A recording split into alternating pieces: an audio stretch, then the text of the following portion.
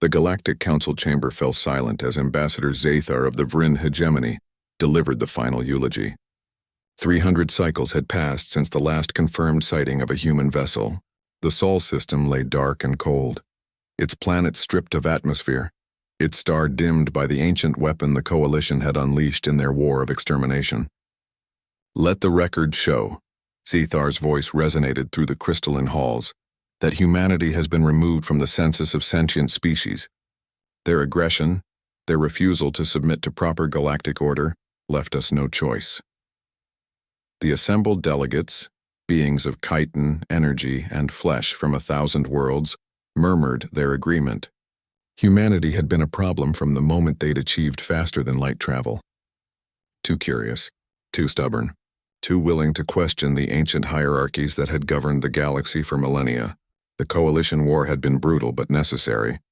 Or so they told themselves. Nobody noticed the first sensor anomaly. It was a mining colony on the edge of Vryn space that saw them first. Foreman Kulth was reviewing extraction quotas when his assistant burst into the control room, all 6 of his eyes wide with terror. "Ships," the assistant stammered. "Hundreds of them, maybe thousands." Kulth pulled up the long-range scanners and felt his 3 hearts skip in unison. The signatures were impossible. The energy readings were off the scale. And the configuration, angular, aggressive, built for war, matched no known species in the galactic database. Except one that was supposed to be extinct. The fleet emerged from the darkness like ghosts returning from the grave. Not hundreds, not thousands, millions. Warships that dwarfed anything the galaxy had seen, their hulls scarred but intact, their weapons ports glowing with barely contained fury. And on every single vessel, transmitted across every frequency, a simple message repeated in every galactic language: humanity remembers. Within hours, the Vryn military mobilized. Within days, 3 battle fleets converged on the approaching armada. The Coalition had destroyed humanity once before. They would do it again. Fleet Admiral Corvin of the Vryn watched from his flagship as his forces formed a defensive perimeter, 15,000 warships against an enemy that shouldn't exist. The odds seemed favorable even against superior numbers. After all, humanity had been beaten before. The human fleet didn't slow, didn't attempt communication beyond that endless, chilling refrain. They simply advanced. Corvin gave the order to fire. The opening salvo from the Vryn fleet would have shattered a moon. Directed energy weapons that could boil oceans. Kinetic impactors moving at relativistic speeds. Quantum missiles that ignored conventional shielding.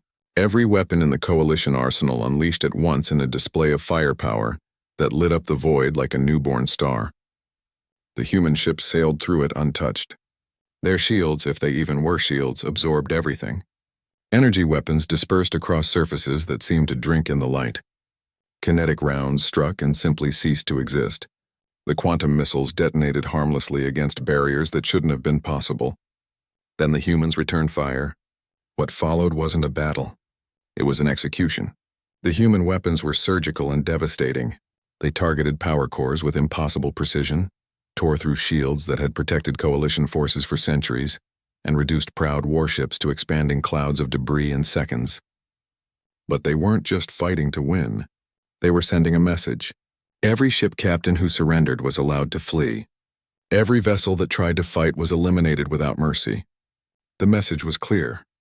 Humanity had evolved beyond what the galaxy remembered, and they were offering one chance at survival: submission. Admiral Corvin watched helplessly as his fleet evaporated around him. His flagship was the last one standing, shields failing, hull buckling under repeated impacts. As his systems died, a communication channel opened unbidden. A human face appeared on his screen, female scarred with eyes that had seen too much war. Her voice was calm, almost gentle. "You tried to exterminate us," she said. "You destroyed our homeworld. You killed billions. Did you think we would simply fade away into the dark?" Corvin's mandibles clicked nervously. We thought you were gone." "The weapon, it should have killed us all," the human interrupted. "It killed most of us. But humans are stubborn, Admiral. We're survivors. While you celebrated our extinction, we scattered to the void. We hid in the dark corners of the galaxy you never bothered to explore. We built, we learned, we remembered." The Admiral's sensors showed the massive human fleet surrounding his position, weapons charged but not firing. Waiting. 300 years, the human continued. 300 years of hiding, planning, growing stronger. Do you know what humans are capable of when you take everything from them? When you leave them nothing but rage and time? The screen split to show orbital views of every coalition homeworld.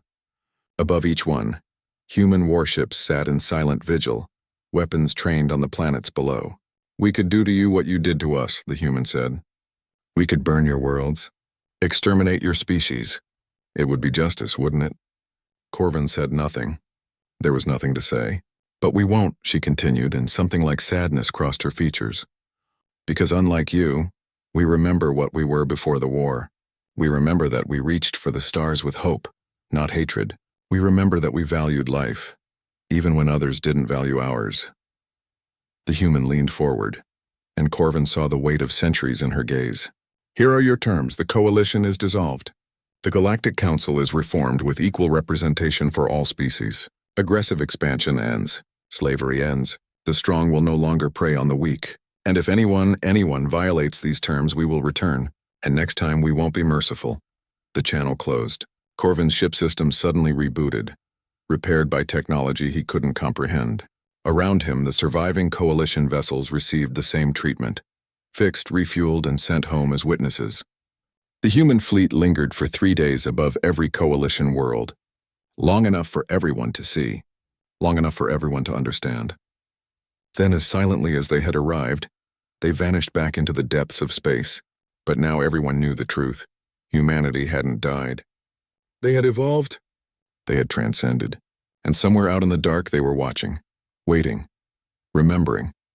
The galaxy would never make the same mistake again.